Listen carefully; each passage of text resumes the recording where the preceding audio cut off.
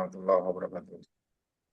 الحمد لله رب العالمين، والصلاة والسلام على أشرف الأنبياء والمرسلين وعلى آله وصحبه أجمعين.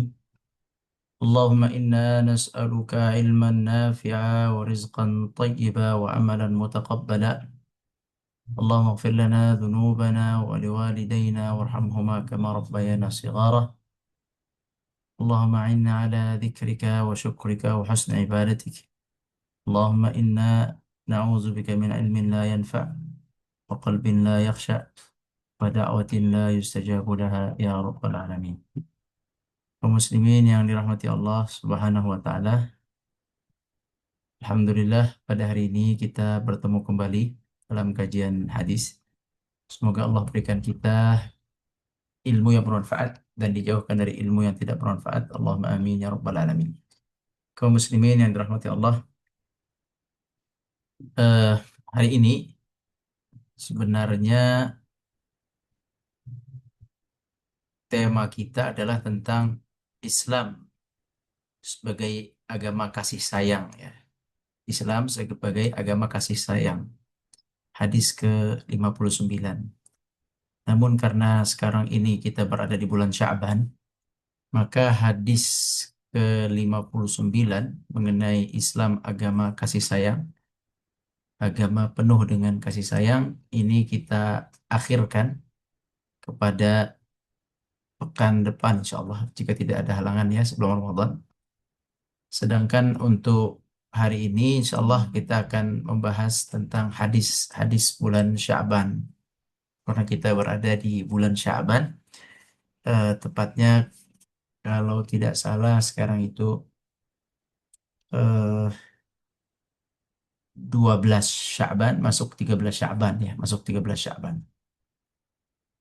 Masuk 13 Sya'ban. Oleh karena itu insya Allah kita akan baca hadis tentang Sya'ban. Bismillahirrahmanirrahim.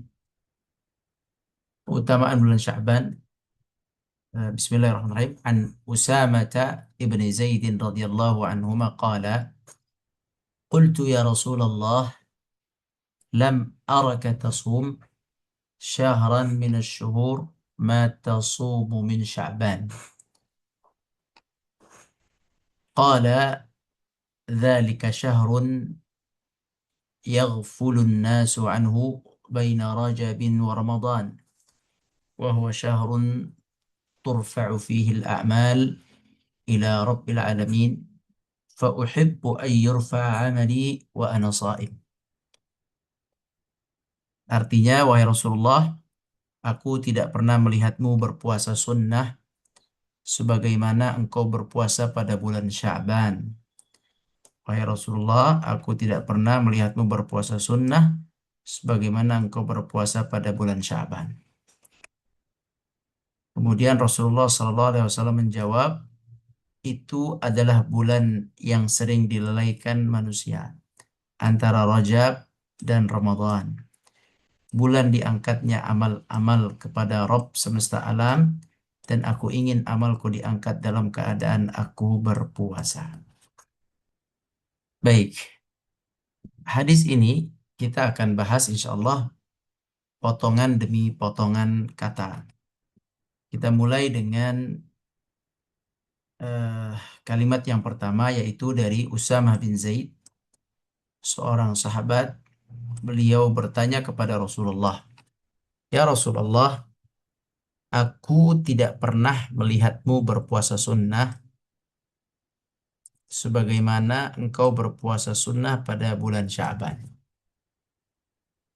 Jadi ada satu hal yang membuat Usamah bin Zaid eh, bertanya-tanya, takjub bertanya-tanya tentang perbuatan Nabi Shallallahu Alaihi Wasallam.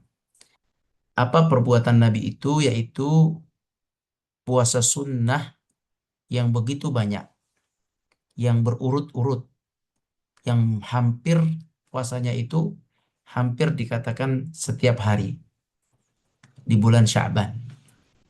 Senin, Selasa, Rabu, Kamis, dan seterusnya.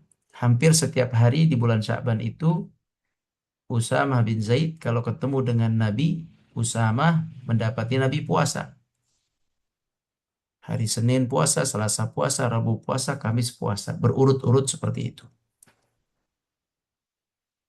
Tanggalnya juga berurut, ya. Tanggalnya berurut. Eh, Misalnya tanggal 1 puasa, 2 puasa, 3 puasa, 4 puasa, 5 puasa begitu. Atau misalnya 8 puasa, 9 puasa, 10 puasa, 11 puasa, 12 puasa, 13 puasa.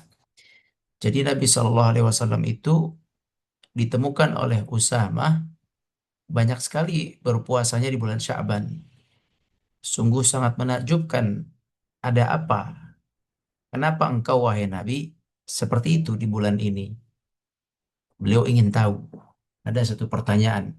Karena kalau Nabi Shallallahu Alaihi Wasallam melakukan sesuatu amal berbeda dengan waktu-waktu lainnya, berarti amal itu perlu dipertanyakan. Kenapa? Ada rahasia apa di waktu tersebut?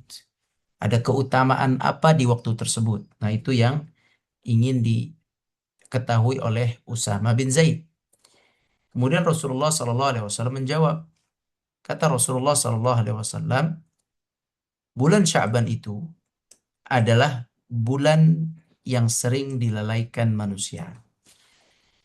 Kata Nabi Shallallahu Alaihi Wasallam, beliau menjelaskan sebab kenapa beliau berpuasa. Begitu banyak di bulan Sya'ban. Di sini beliau sebutkan ada dua sebab. Kita akan bacakan sebab pertama dulu. Sebab pertama itu adalah kata Nabi bahwa bulan Sya'ban ini adalah bulan yang sering dilalaikan manusia.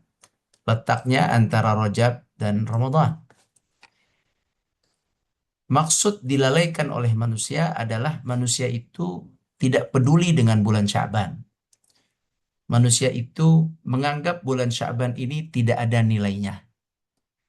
Manusia juga menganggap bulan Sya'ban ini bulan kesempatan atau bulan mumpung untuk berpoya-poya, berlalai-lalai, bersantai-santai.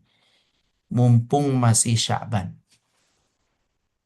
Itulah yang terjadi di kalangan masyarakat saat itu. Bahkan sahabat pun belum mengetahui saat itu tentang keutamaan Sya'ban. Sehingga mereka itu bertanya kepada Nabi Shallallahu Alaihi Wasallam. Yang belum tahu bertanya, kenapa? Ada apa di bulan Sya'ban ini? Ya, yang belum tahu saat itu melalaikan bulan Sya'ban, tidak menjadi perhatian bulan ini. Kenapa tidak menjadi perhatian? Karena dia terletak di antara dua bulan yang menarik perhatian. Bulan yang menarik perhatian adalah bulan Rajab, yaitu sebelum Sya'ban. Sebelumnya itu Rajab, baru Sya'ban. Jadi bulan Rajab ini cukup menarik perhatian eh, bangsa Arab saat itu dan kaum muslimin. Kenapa bulan Rajab menarik perhatian bangsa Arab dan kaum muslimin? Karena bulan Rajab itu bagi bangsa Arab saat itu adalah bulan damai. Bulan damai. Ya, mereka itu hanya punya 4 bulan damai. 3 berurut, yaitu bulan Zulqa'dah, Zulhijjah, Muharram berurut. Zulqa'dah, Zulhijjah, Muharram ini berurut. Ini 3 bulan damai, bulan tenang. Disebut dengan bulan haram, bulan suci. Zulqa'dah, Zulhijjah, Muharram. Berurut 3 bulan. Setelah 3 bulan berurut, itu ada 5 bulan. Kedepannya 5 bulan. 5 bulan itu bulan yang tidak tenang. Bulan yang bukan damai. Bulan peperangan, bulan permusuhan, bulan kezaliman, bulan pertikaian, bulan yang sangat sulit dihadapi oleh kaum Arab saat itu. Ya, bukan bulan suci, bukan bulan yang terhormat, bukan bulan haram. 5 bulan itu setelah Muharram, ya. Jadi kan tadi kan Zulqa'dah, Zulhijjah, Muharram mereka dalam kedamaian. Setelah Muharram ada Safar. Ada Safar, ada Rabiul Awal, Rabiul Tsani, Jumadil Ula, Jumadil Tsaniyah. Kemudian nih ada 5 ini.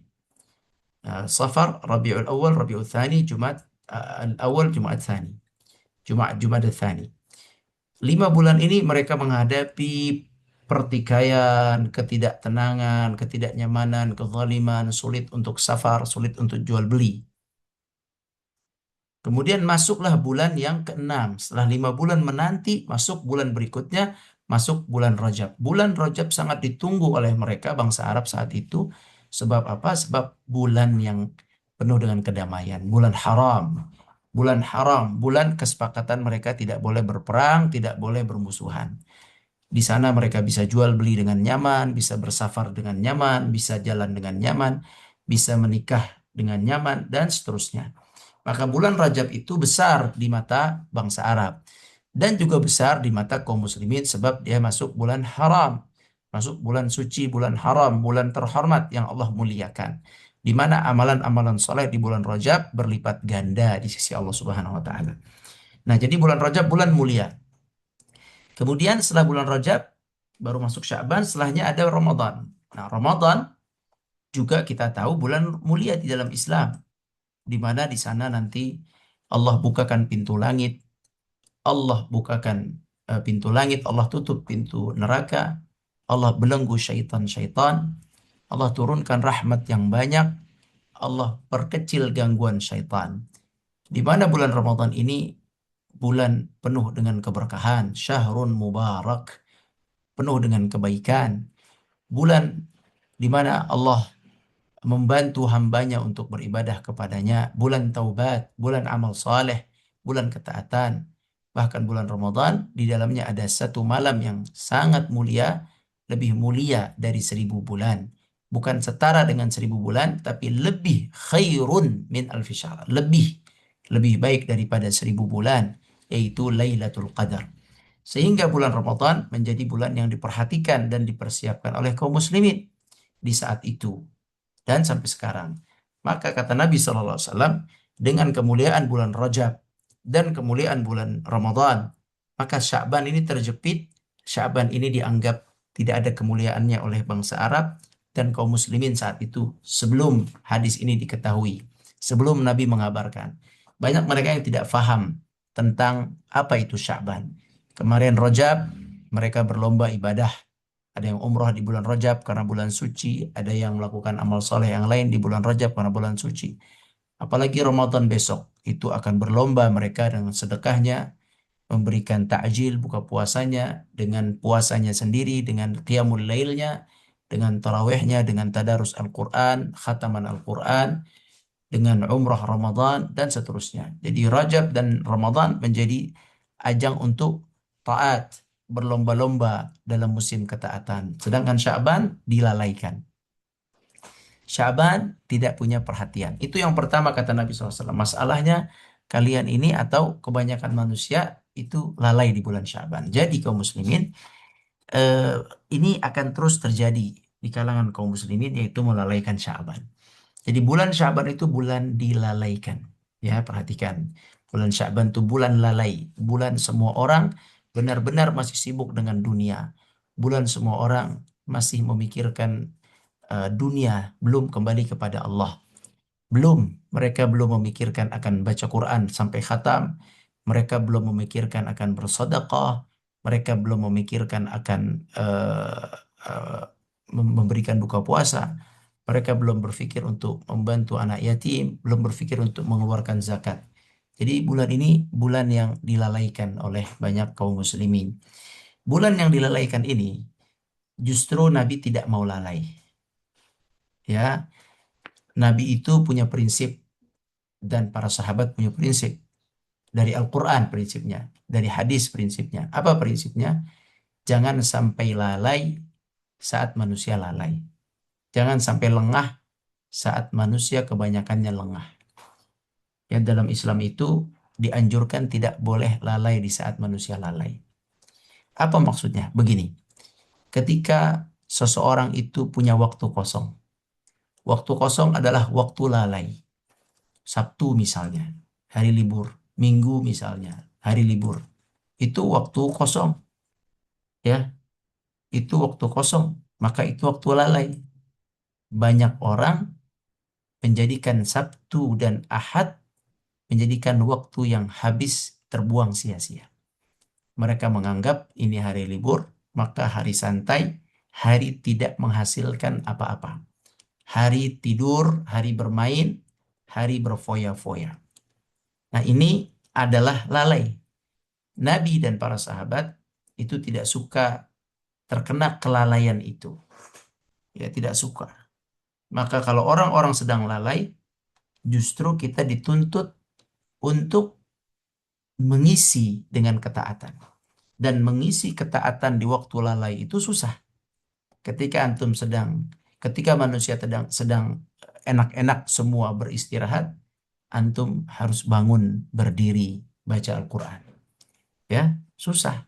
Mengisi waktu di mana manusia lalai, kita taat itu susah. Seperti tadi, hari Sabtu, Ahad, orang liburan semua untuk mengisi pengajian atau menghadiri pengajian di hari Ahad. Kalau bukan imannya kuat tidak mudah, sebab itu hari libur. Misal lagi, waktu lalai adalah waktu malam. Manusia lalai di waktu malam. Bisa dua, bisa dia bergadang, buang-buang waktu, atau bisa dia tidur, waktu manusia tidur, meninggalkan malam. Makanya di saat itu, orang yang qiyamul lail itu tinggi pahalanya, besar pahalanya, sebab dia beramal di waktu manusia banyak tidak beramal. Jadi beramal di waktu-waktu manusia sedang tidak beramal atau waktu lalai itu pahalanya besar.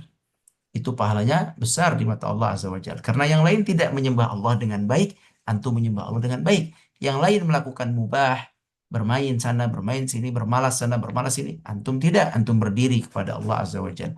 Maka ini namanya ibadah di waktu lalai manusia. Ini besar pahalanya. Contoh lagi, di antara contoh yang disampaikan oleh para ulama adalah berzikir mengingat Allah ketika masuk pasar. Begitu. Itu juga sama. Pasar itu tempat orang lalai. Di pasar orang berjualan, memikirkan keuntungan. Di pasar mencari barang yang dia cintai, dia sukai. Matanya melihat barang, mengecek barang. Semua yang dipandang adalah keuntungan. Bagi seorang pembeli ingin dapat barang yang bagus, harga yang murah. Bagi penjual ingin dapat harga jual yang mahal, jumlah yang banyak. Jadi di benak manusia di pasar itu adalah dunia, dunia dan dunia. Kata Abu Saleh seorang ulama, apabila seseorang itu mampu berzikir kepada Allah, mampu beristighfar, mampu mengingat akhirat, mampu membaca Al-Quran di tengah-tengah kelalaian pasar, maka dia telah melakukan ketaatan di tengah kelalaian. Melakukan ketaatan di tengah kelalaian adalah satu kenikmatan, adalah satu anugerah besar dari Allah. Nah, begitu kaum muslimin. Jadi, sekarang kita sudah tahu nih, bulan apa ini? Bulan Sya'ban adalah bulan yang dilalaikan. Bulan yang dilalaikan. Maka ketika kebanyakan orang lalai di bulan Sya'ban ini, mumpung masih Sya'ban, mereka banyak makan, mumpung masih Sya'ban mereka jalan-jalan yang banyak, mumpung masih Sya'ban mereka belum mau bersedekah, mumpung masih Sya'ban mereka nonton yang nggak jelas, mumpung Sya'ban mereka nggak sholat malam, belum belum Ramadan jadi mereka nggak taraweh, mumpung bulan Sya'ban mereka masih lalai-lalai, masih sana dan sini melakukan hal yang tidak baik. Kaum muslimin atau lalai bukan tidak baik, lalai, buang-buang waktu yang tidak baik dalam agama kita, tidak tidak manfaat. Kaum muslimin yang dirahmati Allah, jadi bulan Syaban bulan yang dilalaikan dan faktanya seperti itu. Faktanya seperti itu. Maka kita setelah dapat berita ini, maka kita tugasnya jangan lalai di bulan Syaban. Jangan lalai di bulan Syaban. Justru beribadahlah di bulan Syaban. Seperti para sahabat, mereka di bulan Syaban sudah mulai taubat. Bukan berarti mereka tidak taubat di bulan-bulan sebelumnya. Mereka tetap bertaubat di bulan sebelumnya. Tetapi mereka menambah taubat mereka di bulan Syaban. Mereka sudah mengaji Al-Quran, mengkhatamkan, membaca Al-Quran sebelum Syaban. Tapi di bulan Syaban mereka meningkatkan tilawah Al-Quran. Mereka sudah bersedekah sebelum Syaban. tapi di bulan Sya'ban mereka meningkatkan sedekahnya di bulan Sya'ban. Begitu. Mereka di di bulan-bulan lain mereka sudah bagus sholat ke masjidnya, tapi di bulan Sya'ban dia menambah sholat ke masjidnya. Di bulan-bulan yang lain dia sudah ikhlas, di bulan Sya'ban dia tambah keikhlasannya. Jadi bulan Sya'ban ini oleh sahabat dijadikan satu eh, musim ketaatan, satu mulainya musim ketaatan, ya, mulai musim ketaatan. Sudah mulai. Di antara mereka ada yang sudah mengeluarkan zakat di bulan Sya'ban. Di antara mereka ada yang sudah mulai berpuasa banyak di bulan Sya'ban. Di antara mereka ada yang sudah mulai tilawah banyak di bulan Sya'ban. Di antara mereka ada yang qiyamul lailnya ditambah di bulan Sya'ban. Salat malamnya ditambah di bulan Sya'ban. Ya, kalau biasanya satu rakaat jadi tiga rakaat. Kalau biasanya tiga jadi lima rakaat. Biasanya lima jadi tujuh rakaat. Tujuh jadi sembilan rakaat. Jadi 11 rakaat begitu ya. Dikembalikan lagi dia jumlah rakaatnya ditambah lagi. Untuk apa? Untuk persiapan menuju Ramadan. Satu, yang kedua untuk tidak lalai. Tidak lalai seperti orang-orang yang lain. Ya, jadi bulan Rajab, bulan yang dilalaikan manusia, amalnya adalah jangan lalai. Justru kita semangat.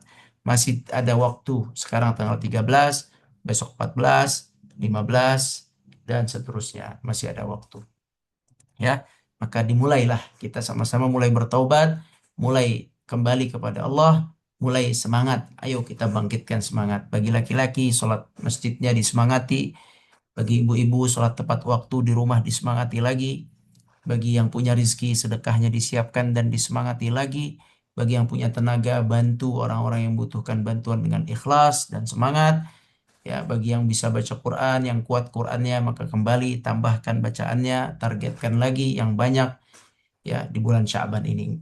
Gitu. Insya Allah, barang siapa yang di bulan Sya'ban ini sudah mulai ketaatan, sudah mulai membersihkan hati, sudah menambah taubatnya, sudah menambah ketaatannya, maka insya Allah orang-orang seperti ini akan dibantu oleh Allah di bulan Ramadan. Mereka yang jujur menyembah Allah di bulan Sya'ban, ya, hatinya ikhlas di bulan Sya'ban, menambah ketaatan, maka pasti insya Allah di bulan Ramadan akan dibantu oleh Allah. Kenapa? Karena dia mampu taat di saat manusia lalai, maka dia akan lebih mampu taat di saat manusia beramai-ramai taat. Di bulan Ramadan, manusia itu akan ramai taat. Ya, di bulan Ramadan, ketaatan itu akan menjadi sebuah hal yang ramai. Dari ujung Sabang sampai Merauke akan menjadi taat. Dari orang yang kecil sampai yang tua akan menjadi taat. Dari orang yang bekerja dan pengangguran menjadi taat. Dari orang yang soleh dan tidak soleh akan menjadi taat di bulan Ramadan. Dari laki-laki dan perempuan akan menjadi taat di bulan Ramadan. Apa yang menyebabkan ketaatan itu? Karena keramaian. Maka di bulan Ramadan itu akan antum antum lihat sholat subuh hari pertama Ramadan. Sholat subuh itu akan penuh, akan ramai di masjid-masjid, tidak seramai di bulan-bulan sebelumnya. Kemudian sholat zuhur di masjid akan ramai, tidak ramai sebelumnya. Sholat asar, sholat maghrib, isya, bahkan tarawih pertama akan ramai, tidak seperti sebelumnya. Kenapa ramai? Karena waktu musim taat. Karena waktu manusia ramai menuju ketaatan. Karena memang musimnya musim ketaatan. Maka semua akan menuju kepada ketaatan. Tetapi perhatikan kaum muslimin. Barang siapa yang beribadah kepada Allah hanya karena musim, ya, dia itu terawih karena hari itu banyak orang terawih. Dia itu sholat subuh di masjid karena hari itu banyak sholat subuh di masjid. Padahal sebelumnya dia tidak pernah sholat subuh di masjid. Ya, dia terawih qiyamul lail 11 rakaat, 23 rakaat. Ya, sebelumnya dia tidak pernah sholat malam, tidak peduli bolong-bolong sholat malam. Tapi ketika Ramadan dia sholat malam. Sebelumnya tidak pernah puasa, di bulan Ramadan dia puasa. Sebelumnya tidak pernah baca Quran, di bulan Ramadan dia coba baca Quran. Orang yang seperti ini, yang memasuki Ramadan mengikuti ramainya orang-orang lain beribadah, maka mereka-mereka ini ya yang hanya mengikut keramaian, ikut ke masjid semua ke masjid, ikut bersahur sahur semuanya sahur, ikut baca Quran ikut baca Quran, ikut puasa ikut puasa. Orang yang ikut-ikut seperti ini, yang tidak diawali dengan ketulusan di bulan Sya'ban, tidak dengan kesiapan hati di bulan Sya'ban, tidak dengan ketulusan di bulan Sya'ban, dia itu hanya terikut di Ramadan, biasanya dia tidak kuat. untuk menghabiskan bulan Ramadan. Dia tidak akan kuat untuk beribadah di bulan Ramadan kecuali hanya mungkin 3 hari, 4 hari, 5 hari, mungkin 7 hari, mungkin 12 hari, mungkin 15 hari. Dia akan kalah dengan sendirinya. Sebab Ramadan 30 hari tidak mudah, 30 hari. Ya, untuk istiqamah 30 hari itu tidak mudah. Nah, sementara dia selama bulan Sya'ban dan bulan-bulan sebelumnya dia tidak pernah ke masjid. Dia tidak pernah sholat malam, dia tidak pernah puasa. Dia tidak pernah ada perilaku-perilaku yang baik di bulan Sya'ban. Dia tidak jujur di bulan Sya'ban. Maka ketika di bulan Ramadan, ketaatan dia juga bukan ketaatan yang jujur, tapi ketaatan hanya karena keramaian orang-orang taat. Begitu saja. Jadi dia ikut ramai-ramai saja. Sehingga orang yang ikut ramai-ramai ini dia tidak kuat. Ketika dia sudah lelah, dia nggak kuat. Akhirnya lama-lama merasakan puasa nih berat juga. Akhirnya dia nggak puasa di hari-hari tengah. Oh, terawih berat juga. Akhirnya dia tidak terawih setelah beberapa hari. Oh, ternyata baca Quran berat juga. Akhirnya dia setelah 3 hari, 5 hari, 7 hari, Qurannya sudah mulai melemah lagi. Terus begitu. Itulah orang-orang yang tidak pernah menghargai bulan Sya'ban. Orang yang tidak jujur kepada Allah di bulan Sya'ban, maka akan sulit bagi dia di bulan Ramadan. Ya, dia awalnya saja yang kuat. Dia tidak akan kuat di akhirnya. Jadi kaum muslimin rahmati Allah, dari sini mari kita isi bulan Sya'ban dengan mulai ketaatan, dengan mulai taubat, dengan kebaikan di bulan Sya'ban. Untuk apa? Untuk kemudahan di bulan Rajab, di bulan Ramadan. Karena kalau di bulan ini bulan orang lalai, kita bisa kokoh, maka nanti di bulan Ramadan di saat orang kokoh, kita akan lebih kokoh begitu. Sebaliknya, kalau di bulan lalai ini kita lalai, ikut kelalaian, maka kalau kita masuk Ramadan kita akan kaget. Kita akan kaget, kita akan bertahan di sana hanya sampai beberapa hari saja. Setelah itu kita tidak akan kuat kembali kepada aslinya, yaitu malas dan lalai. Nah, itulah kaum muslimin rahmati Allah. Kemudian, apa keutamaan kedua dari bulan Sya'ban? Keutamaan kedua bulan Sya'ban adalah bulan diangkatnya amal-amal kepada Rabb al-Alamin, kepada Allah Subhanahu wa taala semesta alam. Ya, diangkat amal soleh kepada Allah. Berarti penting berarti bulan ini. Berarti besar bulan ini. Mulia bulan ini. Cukuplah kalimat diangkatnya amal kepada Allah. Dilaporkan amal kepada Rabbul Alamin, kepada Tuhan semesta alam. Itu cukup untuk menjadikan bulan ini bulan yang mulia. Bulan yang penting. Bulan yang terhormat. Bulan yang besar di mata Allah Azza wa Jalla. Sebab bulan ini bulan diangkatnya amal saleh kepada Allah. Diangkatnya perbuatan manusia dilaporkan kepada Allah. Nah, inilah hal penting yang perlu diperhatikan. Kita jangan lalai, jangan terikut manusia. Kita jangan terikut lalainya manusia. Kita justru harus tambah ketaatan, tambah kesolehan, tambah sholat malamnya, tambah panjang rokaatnya, tambah sedekahnya, tambah di bulan ini. Sebab apa? Bulan ini bulan diangkatnya amal. Tentu kita ingin ketika amal kita diangkat, kita sedang melakukan kebaikan, sedang ngaji, sedang kajian, sedang membantu saudara kita kebaikan. Karena hidup ini pilihannya dua, antara antum beramal soleh atau beramal buruk. Itu aja. Paling pilihan ketiga lalai. Ya, beramal soleh atau beramal buruk atau lalai. Kita tidak mau lalai, kita tidak mau beramal buruk. Buruk, kita maunya adalah beramal soleh. Makanya kita tidak tahu nih kapan kita diangkat amalnya. Makanya kita harus perbanyak amal soleh. Bantu orang dengan ikhlas, dengan tenaga kita. Berkata dengan baik. Terus banyakin zikir dimanapun berada, di pasar, di mall. Kalau yang ke mall, yang suka mall, ya saya nggak suka. Bagi yang suka jalan olahraga pagi silakan. Olahraga sore silakan sambil berzikir, sambil istighfar. Bagi yang masak silakan masak sambil tambah istighfar, sambil berzikir la ilaha illallah. Subhanallah bihamdi, subhanallah bihamdi. Bagi yang ke masjid silakan sambil jalan, sambil berdoa, sambil menjawab azan gitu ya. Atau sambil baca Quran, Al-Ikhlas, Al-Falaq, An-Nas, sambil baca ayat kursi.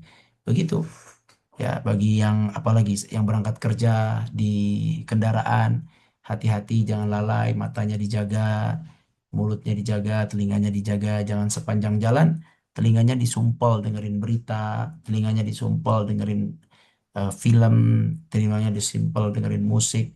Janganlah, cukup. Ini bulan Sya'ban, bulannya taubat. Barang siapa yang berhasil bertaubat, berkembali kepada Allah di bulan Syaban, maka dimudahkan di bulan Ramadan. Sebab apa? Sebab diangkat amal. Kita ingin amal kita diangkat dalam keadaan sedang menyimak tilawah Al-Quran, atau sedang baca Quran, atau sedang majelis taklim, atau sedang sedekah, atau sedang sholat malam, atau sedang membantu orang lain, atau sedang menyayangi orang lain, sedang memaafkan orang lain, sedang membantu dan seterusnya, sedang menjenguk orang sakit gitu ya, dan seterusnya. Kita ingin seperti itu. Sedang sedang mencari harta yang halal, sedang berdagang dengan perdagangan yang saleh, berdagang dengan perdagangan yang syar'i, yaitu yang baik, yang membantu orang susah dalam berdagang, yang memudahkan orang yang berhutang dalam berdagang gitu. Diangkat amal kita ketika kita memaafkan hutang, begitu, atau mengakhirkan hutang dan seterusnya. Nah, ini yang diharapkan di bulan Sya'ban. Diangkat amalnya dalam keadaan baik, dalam keadaan sujud, dan seterusnya. Nah, Nabi SAW memiliki satu amalan andalan yang paling hebat di bulan Sya'ban. Inilah amalan paling tinggi setelah sholat, yaitu beliau berpuasa. Maka kata beliau, aku ingin amalku diangkat dalam keadaan aku berpuasa. Karena kalau orang sudah berpuasa, maka semua amal soleh lainnya akan terikut menjadi besar pahalanya. Orang berpuasa dia baca Quran, maka baca Quran saat berpuasa lebih baik daripada baca Quran di luar puasa. Dia puasa, dia sholat, maka puasa orang yang sholat lebih baik. Dia menggabungkan dua amal soleh puasa dan amal soleh sholat. Orang yang puasa dan hadir majelis taklim, dia lebih baik sebab dia puasa dan hadir majelis taklim. Orang yang berpuasa, dia berdoa, dia baik, bahkan lebih mustajab sebab dia berdoa dan hatinya sedang berpuasa, badannya sedang berpuasa. Jadi orang yang berpuasa selalu akan lebih dekat kepada Allah. Orang berpuasa juga akan jauh dari maksiat. Maka dari itu puasa itu adalah amal yang baik. Amalan yang tinggi ya, amalan yang tinggi. Nah, kita harus berusaha nih, mudah-mudahan Allah kuatkan, Allah mudahkan berpuasa. Berpuasa sebagaimana perbuatan Nabi SAW di bulan Sya'ban. Dan bagaimana bentuk puasanya? Banyak. Silakan diperbanyak, bebas waktunya kapan saja dari tanggal 1 sampai tanggal 27 ya, atau harinya dari Senin sampai Ahad, silakan dipilih. Silakan puasa berterusan boleh, berselang-seling boleh. Yang penting bulan Syaban adalah bulan puasa. Dan Nabi memperbanyak bulan Syaban ini, memperbanyak puasa sunnah. Bahkan kata ulama, bahkan ya ada ulama mengatakan ini pendapat saja bahwa puasa sunnah yang bagus, yang afdal adalah puasa sunnah di bulan Syaban. Ya, kalah puasa sunnah yang lain. Sebab puasa sunnah di bulan Syaban akan menentukan diangkatnya amal. Ketika diangkat amalnya saat puasa, maka besar sekali pahala. Maka semuanya akan menjadi baik. Ya, nafsunya dia berkurang, taatnya bertambah, begitu. Oleh karena itu, kaum muslimin, kesimpulannya pada kajian ini adalah bahwa kita berada di bulan Syaban, masih tanggal 13, masih ada waktu. Manusia banyak yang lalai, tidak ingat ketaatan di bulan ini, menunggu Ramadan. Justru kita beribadahlah di bulan lalai ini. Dengan lalainya manusia, kita mampu beribadah, maka insya Allah itu akan menjadikan kita sebagai orang-orang yang tulus ikhlas dalam menyembah Allah, tulus ikhlas dalam taat pada Allah. Nanti di Ramadan kita akan lebih mudah untuk taat kepada Allah di sana. Kemudian amalan yang bisa dilakukan di bulan Syaban sangat banyak, apa saja bisa. Yang penting amal soleh. Adapun Nabi Sallallahu Alaihi Wasallam mencontohkan kita memilih amal yang terbaik, yaitu puasa. Maka barang siapa yang biasa berpuasa, silakan berpuasa. Demikian dulu sementara. Wallahu a'lam. Barakallahu fikum. Tafadhal. Baik, Alhamdulillah. Itu kalau khairan Ustaz untuk penjelasan hadis malam hari ini. Kita masuk ke sesi tanya jawab. Sudah ada yang masuk di kolom pertanyaan. Yang pertama dari Ibu Siti Sadiah. Bismillah, apa Ustaz izin bertanya. Satu, bagaimana membedakan hadis-hadis yang sahih dan doif seputar amalan nisfu Sa'ban? Kedua, benarkah pada malam nisfu Sa'ban takdir seseorang untuk setahun ke depan ditetapkan? Bagaimana memahaminya dalam konteks takdir dan ikhtiar? Mohon penjelasan.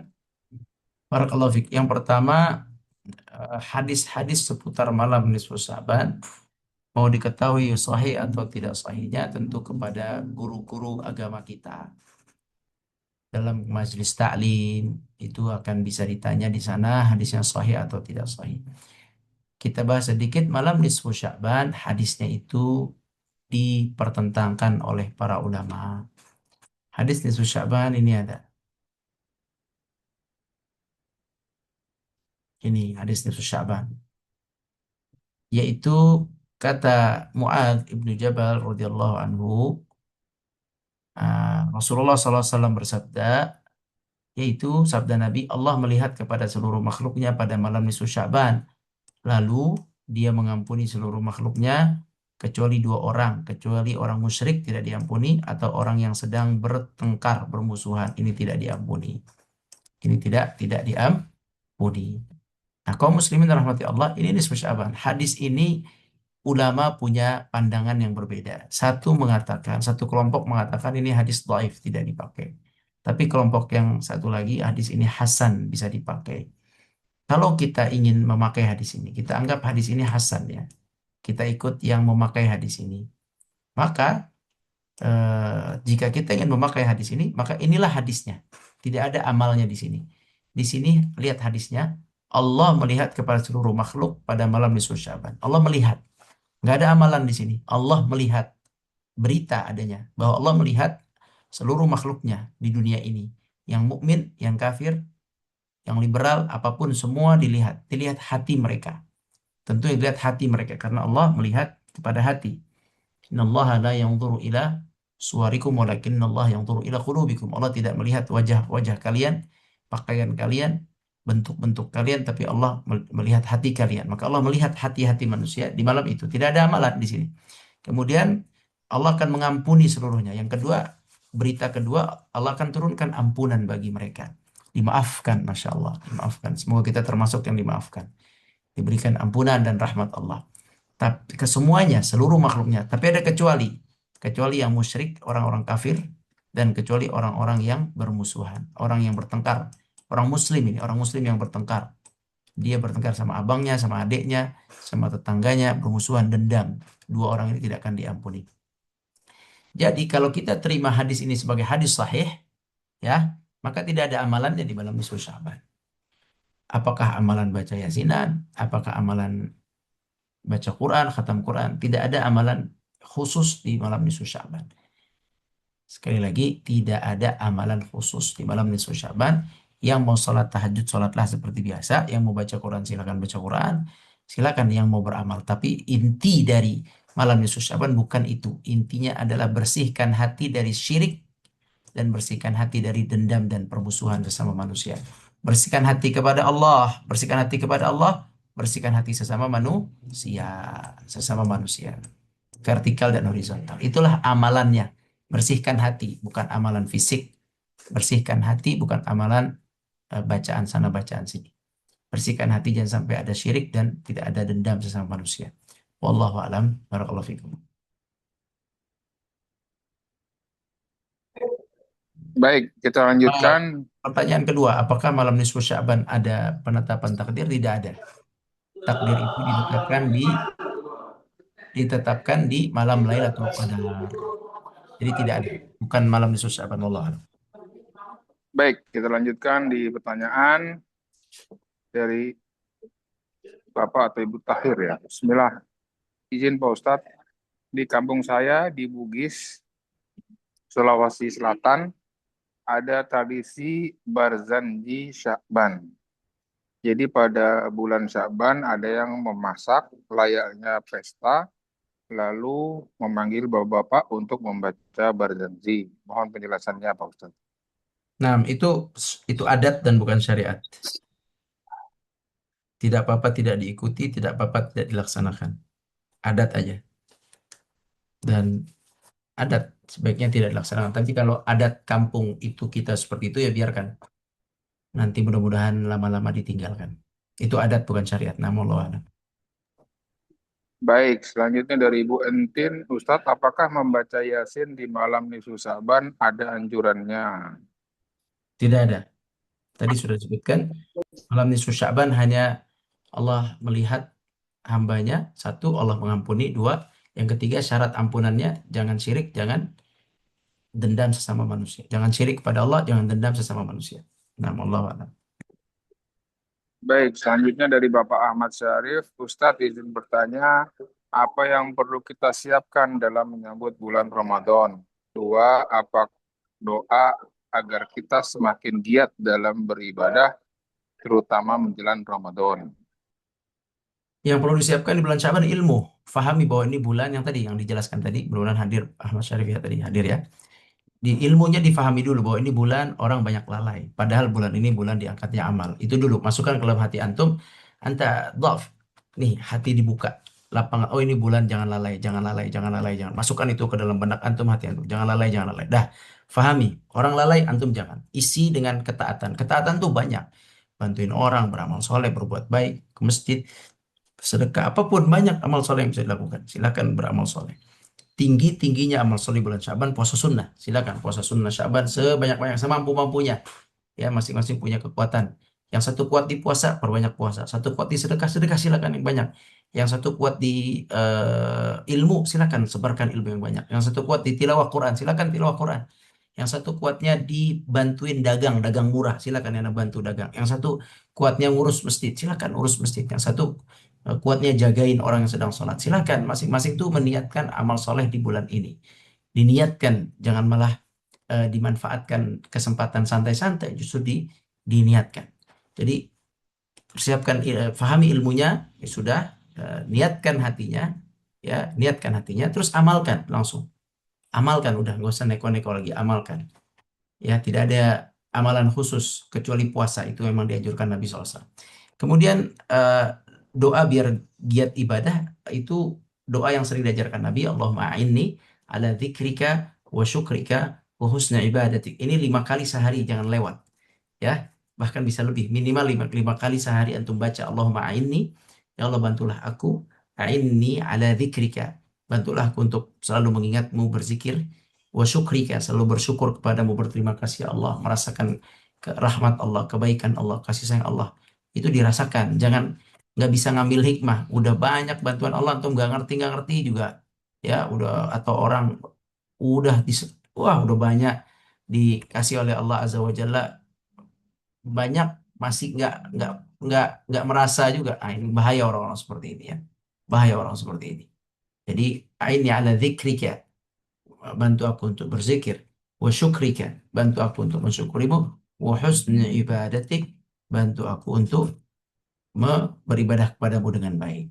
Nah, itu 5 kali setelah sholat kan, itu wajib, bukan wajib, maaf, dianjurkan oleh Nabi. Kata Nabi jangan pernah tinggalkan doa itu setelah sholat.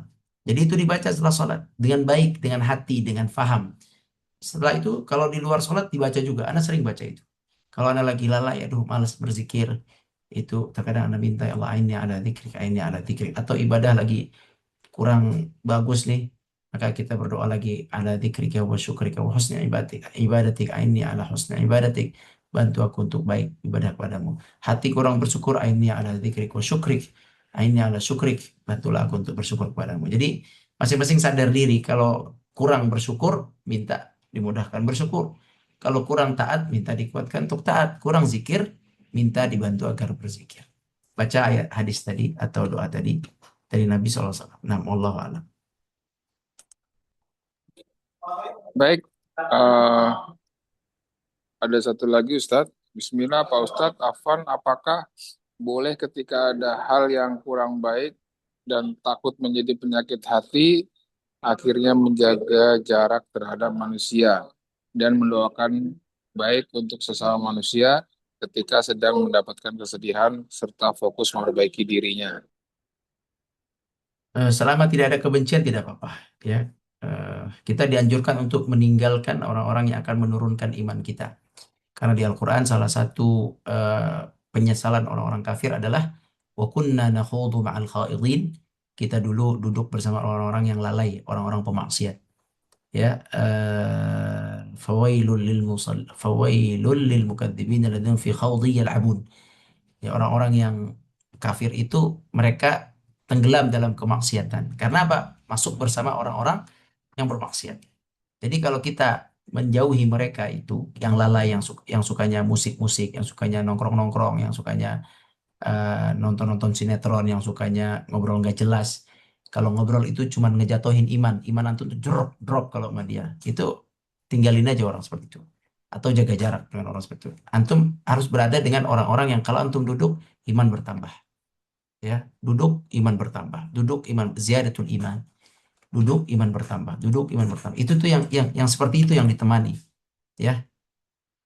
Kalau antum duduk iman tuh turun terus, itu gimana itu boleh antum jaga, apa namanya, tapi antum harus baik, antum boleh jaga jarak tapi harus baik, harus mendoakan dia, ya harus tetap bersilaturahim. Jangan kita benci, nggak boleh kita dendam, nggak boleh, tidak seperti itu. Kita tetap bersamanya untuk kebaikan, tetapi eh, jangan sampai kita apa tenggelam dengan dia kemudian kita ke bawah jatuh gitu imannya. Anak bicara iman, ya iman.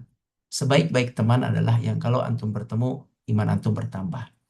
Orang yang seperti itu adalah teman yang abadi sampai kiamat, sampai surga, ya. Anak selalu dengan orang yang anak merasa nyaman keimanan anak dengan dia, anak sampaikan, ya, anak akan sampaikan pada dia, mudah-mudahan anak dan antum dikumpulkan oleh Allah di surga dengan kumpulan yang khusus, ya, orang-orang yang saling mencintai karena Allah, yang bertemu itu nambah ketaatan, nambah semangat dakwah, nambah ketaatan. Mereka itu akan dapat pahala khusus di surga nanti. Mereka akan dapat tempat duduk yang tinggi yang tercipta, yang dibuat oleh Allah dari cahaya. Mereka akan dimuliakan. Bahkan para nabi dan para syuhada salut terhadap mereka. Merasa, Masya Allah, takjub terhadap mereka. Ya, itu siapa mereka? Orang-orang yang saling dekat karena Allah. Duduk nambah iman, ketemu nambah iman. Ya, kalau berbicara dagangan, dagangannya tidak membuat jatuh iman. Dagangannya sesuai dengan syariat. Dagangannya untuk dakwah. Dagangannya ada 30%, berapa persen untuk berapa persen untuk ibadah, berapa persen untuk dia, untuk maslahat dunia dia, berapa persen untuk dakwah. Jadi beda obrolan orang-orang yang soleh itu. Kalau antum punya orang-orang seperti mereka, itu berbeda. Cara bicara bisnisnya berbeda kalau mereka usaha, ya. Cara berbicara kerjanya beda. Kalau mereka bekerja, cari rizki, cari nafkah, beda. Hitung-hitungannya beda. Hitung-hitungannya tidak semata-mata hitung-hitungan uang. Mereka akan menghitung pahala juga. Ada pahala nggak nih dalam akad yang seperti ini? Atau malah dosa? Kalau dosa mereka akan tinggalkan. Gitu. Ada pahala nggak nih dalam masalah eh, cara jualnya? Kalau ada, mereka lakukan. Kalau nggak, mereka akan mundur. Begitu orang-orang soleh itu begitu. Itulah enaknya antum itu kalau bertemu dengan orang-orang soleh. Dalam berdagang, mengajak untuk berzikir, mengajak pahala akhirat. Kan paling susah. Orang dagang tapi mikirinnya akhirat. Kan susah. Coba, ayo, siapa yang bisa? Antum dagang, mikirin keuntungan dunia. Tapi ini antum dagang, cari dunia tapi antum mikirin akhirat. Gimana biar Anda dapat rahmat juga, dapat pahala juga. Gimana dagangan ini dapat pahala? Kan gitu. Gimana usaha ini dapat pahala? Itu kan tidak mudah. Nah, itu ada di tengah-tengah orang-orang yang soleh, orang yang berilmu dan orang yang soleh. Dan alhamdulillah anak merasakan itu dengan guru-guru anak, guru-guru. Kalau ngobrol itu kita memikirkan tentang bagaimana eh, ada usaha-usaha yang bisa mensupport dakwah. Berpikir dunia, usaha-usaha support dakwah, tapi dunia tapi untuk Islam, dunia tapi untuk iman, dunia tapi untuk akhirat. Jadi beda, cara berpikir itu beda. Bukan semata-mata dunia-dunia saja. Nah, jadi kaum muslimin, kita itu menjaga jarak dengan teman kita yang belum mengerti karena belum bisa satu ritme dengan kita. Kalau kita duduk jatuh iman itu tidak apa-apa. Yang penting tidak membencinya, ya, tidak membencinya, tidak ada dendam kepadanya, gitu. Terus kita doakan kebaikan buat dia, ya insya Allah. Ciri ciri orang yang imannya itu menyatu, ya, itu adalah mereka saling mendoakan dalam dalam kesendirian. Kalau antum punya teman yang antum cintai karena iman, karena dia tulus, karena dia ikhlas, terasa kok keikhlasannya, ketulusannya terasa. Ketulusan dan keikhlasan dia dalam berinteraksi dengan kita itu menyebabkan lisan kita mendoakan dia di dalam sujud kita, di balik dia tidak tahu doa-doa kita. Begitu juga anak yakin dia akan seperti itu. Nah, ini namanya namanya pertemanan karena iman. Pertemanan karena iman ini akan berlanjut sampai hari kiamat. Sedangkan pertemanan karena kerjaan, karena usaha, karena tetangga, karena hobi akan putus dengan putusnya hal-hal yang disebutkan tadi. Ya, jadi silakan berteman dengan yang baik yang menambah iman. Wallahu a'lam. Baik, alhamdulillah jazakallahu khairan Ustaz penjelasan hadis malam ini.